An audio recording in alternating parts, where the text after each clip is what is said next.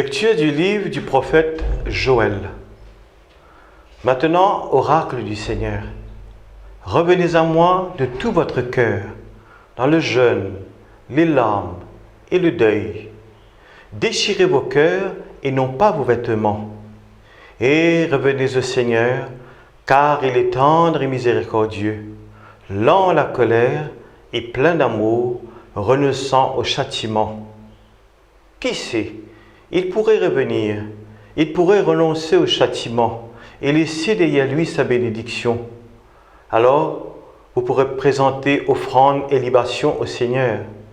Sonnez du corps dans Sion, prescrivez un jeûne sacré, annoncez une fête solennelle, réunissez le peuple, tenez une assemblée sainte, rassemblez les anciens, réunissez les petits-enfants et nourrissons. Que le jeune époux sorte de sa maison, que le jeune marié quitte sa chambre. Entre le portail et l'autel, les prêtres, serviteurs du Seigneur, iront pleurer et diront « Pitié Seigneur pour ton peuple, n'expose pas ceux qui t'appartiennent à l'insulte et aux moqueries des païens. » Faudrait-il qu'on dise « Qui donc est leur Dieu ?» Et le Seigneur s'est ému en faveur de son peuple. Il eut pitié de son peuple. Mon bon frère, mon bonne sœur, nous avons actuellement un moment difficile dans le monde et dans nos pays. Côté on a une grave maladie qui s'appelle Covid-19. Et c'est une maladie qui préoccupe nous, qui tracasse nous. Mais il y a d'autres maladies qui peuvent être plus proches. Il y a une malade qui peut-être nous pas trop cause lui, mais qui nous pélit. On appelle ça le silent killer. C'est en chronique de ça, ou bien malade de cœur, ou sinon on appelle une maladie cardiovasculaire. Zou docteur dit ça, ou tracassé, ou connaît les affaires pas bon. Parce qu'il peut arriver peut-être une quantité de changements dans la vie. Et ce changement-là, il est capable parfois drastique. Il peut éviter faire une série de tests. Il peut éviter prendre un médicament, faire un régime. Qui fait faire ça? Parce qu'il a la vie en danger. Et où envie vivre, ou envie survivre. À cause de ça même, on peut suivre à la lettre ce que le docteur peut dire. Nous finissons l'appel du prophète Joël en sa début de carême, en sa mercredi décembre. Quand il dit à nous une parole forte, il dit à nous déchirez votre cœur et pas votre l'aise. Et même il dit à nous revenez avec moi de tous votre cœur. Dieu lui-même, il adresse lui à nous les cœurs. Il adresse à nous les cœurs pendant ce temps de carême, d'une manière spéciale. Et pendant tout le carême, nous poutons un texte que le bon Dieu cause avec nous pour qu'il montre nous sur les cœurs pleins d'amour, mais d'autre part, il peut avec nous sans nous les cœurs. Et il y a une santé qui pourrait venir souvent, nous poutons ça devant la liturgie, il dit à nous, changez vos cœurs, croyez à la bonne nouvelle. Qui fait un bon Dieu intéresse-lui à nous les cœurs? Qui fait une cause au cœur de son peuple? Dans la Bible, il y en a plus de 800 fois qu'on nous cite le cœur. Dans la Bible, par un docteur, je dis où le cœur c'est le centre de l'homme. C'est le lieu de tout ce de l'émotion, son intelligence. Tout est contrôlé par le cœur. Alors, regardez bien. Dans nos langages mauriciens, nous aussi pareil, quand nous causons par rapport à nous les cœurs. Nous dire, nous avons un sentiment positif, comment nous dire aussi, nous avons un sentiment négatif. Quand nous disons du monde, les bons et les généreux, nous dire, il y a un bon cœur. Ou sinon, il y a un cœur dans la main. Un du monde qui est courageux, nous pouvons dire, ça un du monde qui a un grand cœur.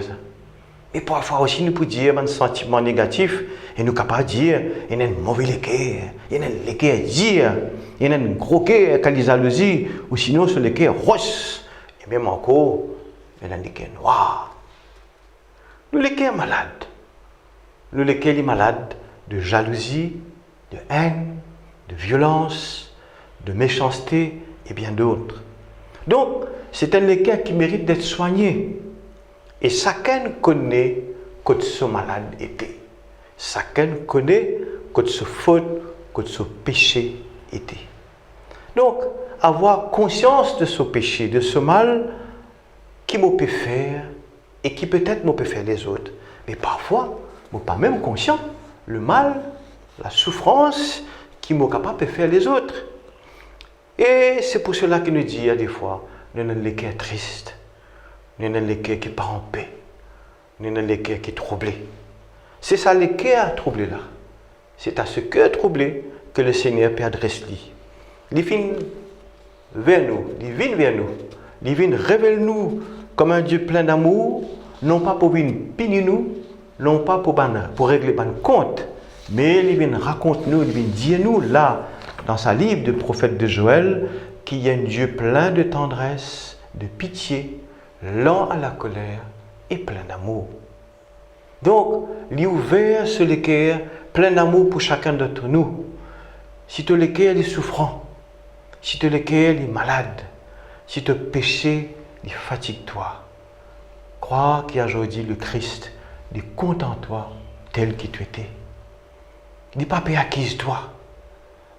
Il n'est pas au non plus qui te passe le temps assisé, croire que tu as besoin de culpabiliser-toi. Dieu est plus grand que notre cœur. Il attend nous patiemment.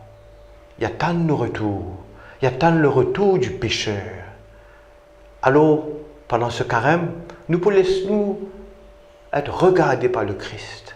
Parce que seul l'amour aimant du Christ capable de faire nous sortir de nos culpabilités, de nos humiliations.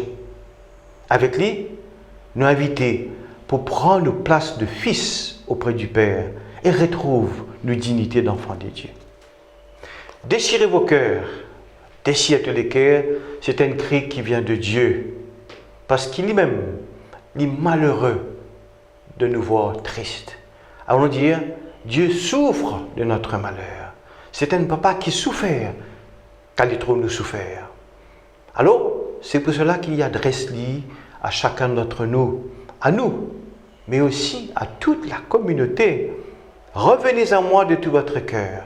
C'est une démarche personnelle, mais aussi une démarche communautaire. Tout un chacun invité possible le Seigneur. Personne pas épargné. Nous tous invités pour laisser nous bousculer ensemble à cet appel de conversion. Peu importe la faute, grand ou petit, qui m'a fait commettre, bon Dieu, pas guette ça, ni guette mon démarche. Le Seigneur adresse-lui à tout un chacun, pas seulement à certaines catégories de personnes, parce qu'il nous le dit, qu'il y a une société aussi malade. Laquelle est une société malade? Et nous, les chrétiens, qui faisons partie de cette société-là, nous ne sommes pas capables de laisser nous insensibles, nous devons laisser nous interpeller. Alors en église, en communauté, en frères, nous pouvons laisser nous interpeller et nous pouvons laisser nous dire en nous-mêmes, pourquoi tant de haine? Pourquoi tant de violence? Pourquoi tant d'agressivité qui crée trop de souffrance? Est-ce qu'il y a cause d'une inégalité, d'une injustice? Alors, est-ce qu'il nous peut faire la sourde oreille à le Seigneur pendant ce temps de carême? Dieu adresse-lui à chacun d'entre nous, à ce cœur meurtri, désabusé, qui finit désespéré. Depuis tant le Seigneur de nous, venez à moi, vous tous qui peinez sous le poids du fardeau, et moi, je vous soulagerai. Parce qu'il est doux et humble de cœur. Dieu peut montrer nous toute cette tendresse, toute cette douceur. Dieu peut avec nous suivre lui, nous, le peuple blessé. Il peut dire nous beaucoup plus loin. Il peut dire nous dans le texte de Isaïe, le carême qui bon Dieu est content, ce n'est pas ce qu'il nous invente quelque chose, mais nous suivre ce qu'il demande nous. Voilà ce que le Seigneur est content de nous. Un carême qui partage ce dit pain avec celui qui gagne faim, qui accueille côté lui des gens qui sont sans abri, des gens qui couvrent lui, qui couvrent les pauvres et qui Fais tomber la chaîne des injustes. Laisse le Seigneur prendre soin de tous les cas malades. Sa parole de nourriture, divine nourris-toi, divine donne-toi sur l'énergie nouvelle.